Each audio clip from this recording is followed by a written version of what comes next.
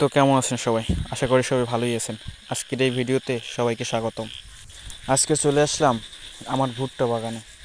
অনেক দিন পর্যন্ত বাগানে আসা হয় না, এর খোঁজ খবর নেওয়া হয় না, কিন্তু বীজ রোপণ থেকে শুরু করে অনেক কষ্ট করেছি। এই কষ্টের ফল এখন হাতে পাচ্ছি।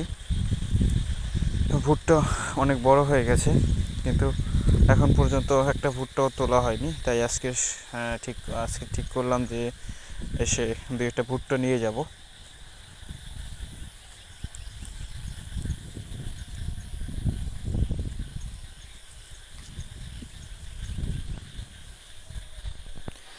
তো দুইটা ভুট্টা ছিলাম।